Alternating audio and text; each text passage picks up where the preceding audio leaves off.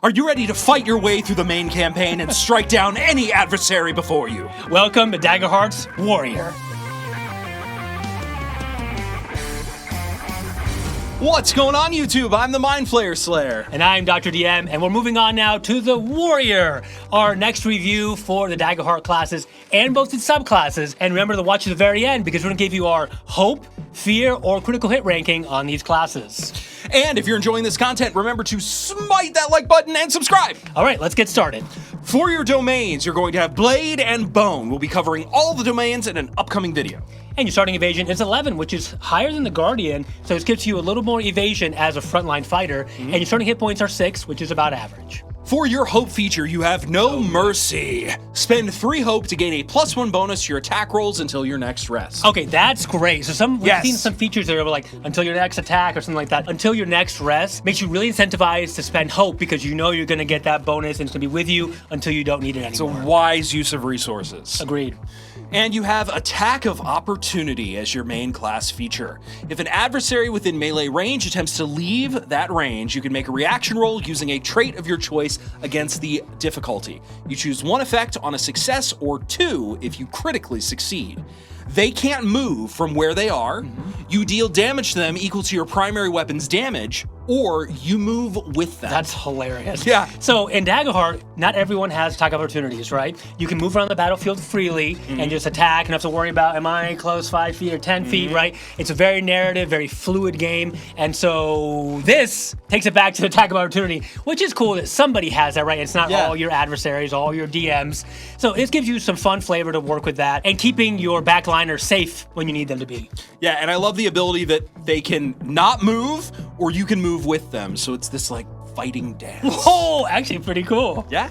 You also have combat training. You can ignore a burden when equipping weapons. When you deal physical damage, you gain a bonus to the damage roll equal to your level. Wow, that's awesome. Every single time you attack, you get up to +10 damage per damage roll. That's a great way to average up your damage a lot.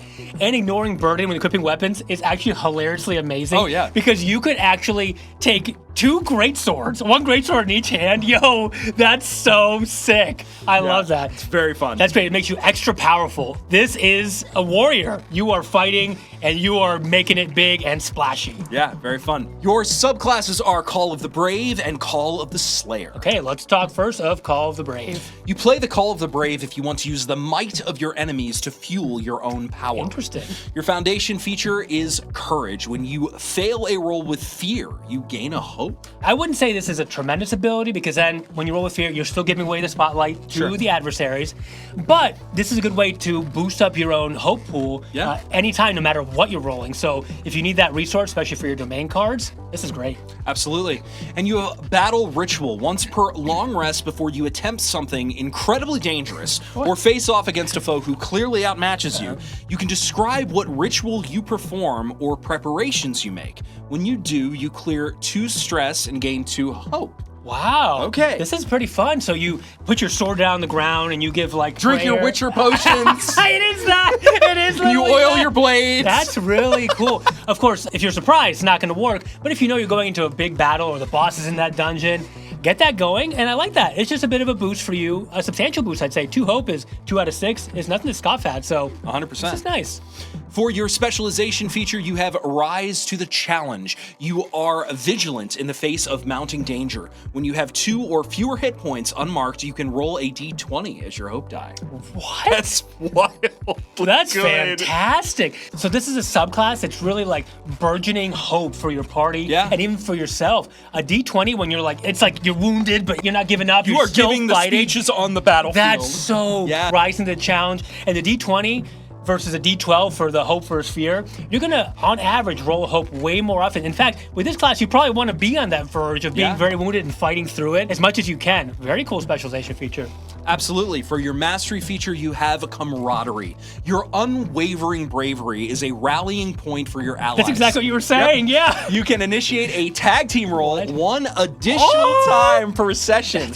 Additionally, when an ally initiates a tag team roll with you, they only need to spend 2 hope to do so. Okay. This is so good. Really good. This is so good. This is so good. Let's talk about this. Tag team rolls are incredible. Normally it's only once per session, every party member can initiate it once. Here you can initiate it twice. And now, what's really, really, really cool is that everyone in the party wants to initiate the tag team role with you. Remember, you can only initiate once, well, twice in this case, but you can be a participant anytime. And lowering the cost by 50%, essentially going from 3 to 2 hope. Yep. Your party's gonna be busting out tag team roles all the time, narratively awesome, and so impactful. Tag team roles make it so you and your party are getting to that severe threshold and dealing 3 hit points of damage to the adversaries way more often than going by yourself. So this is fucking awesome. I'm gonna say it right Yeah, now. absolutely. This mastery feature is through the roof. Bananka bananas. This is a banger ability. Comes at level 8, but it's still really cool as you get up there. This is a critical hit for me. One caveat, though, I will say, is that you have to be willing to give those speeches or be willing to take part of those tag team roles. There's a lot of role play and description, so make sure that is up your alley. Yeah, for sure. And that's a little different. I think that sometimes people who gravitate towards warriors wouldn't necessarily be that individual at the table. Oh, they just want to bonk so I and think, hit yeah, so I yeah. think it's going to push some people out of their comfort zones in a very good way. Yep. The other option is the Call of the Slayer. You're going to use this if you want to strike down adversaries with immense force. Foundation feature for Slayer. You gain a pool of die called the Slayer die. I like that. On a roll with hope, you can place a d6 on this card instead of gaining a hope, adding the die to the die pool. You can then store a number of Slayer die equal to your proficiency. When you make an attack roll or damage roll, you can spend any number of those Slayer die, rolling them and adding the result to the roll. At the end of each session, you clear any unspent Slayer die on this card and gain a hope per die cleared. Whoa, this is just very interesting. Yeah. You have to balance hope acquisition with your Slayer dice pool, which is really great. For me, the best thing about this is taking that D6 Slayer die and adding it to your attack roll. It's really hard to get bonuses to your attack roll in Daggerheart, right? You have your trait and you can add your experiences, but at a cost. Here you're adding up to D6 average of what, 3 or so, Yeah. 3.5. Really cool, but it's a lot of balance to think about. So this is interesting.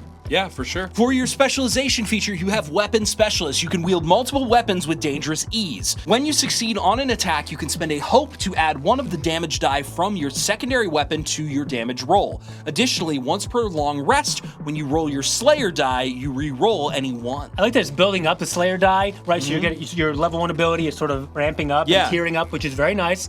However, you're kind of like taking away hope for the Slayer die, so you may not have hope to spend on this for your secondary weapon, which already doesn't do a ton of damage to begin with. So I'm not sure. It's not really gelling with me very much. I this would agree with subclass. that, yeah. Let's go on to the mastery feature.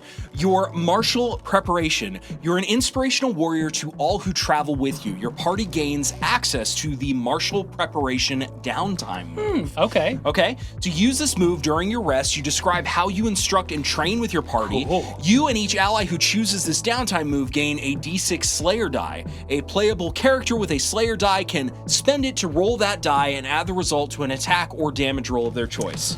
Well, I mean, your whole party gets like, well, one instance of an extra Yeah. D6 to your hit. Still, I mean, if you're doing a lot of rest, you're trying to get through a dungeon, and this would come up a lot. It's really just unique, actually, what I Yeah. like about it. I would give this class, I would give it a hope, I think, generally. I think, honestly, the first one puts it into the critical hit for me. I think this secondary subclass is not my favorite, personally, but it's still very powerful. It's really cool, too. Yeah, I think they both have different niches, and I really like the way this class is going. I love the direction. Okay, and this is our review of the Warrior, not the Fighter, the Warrior.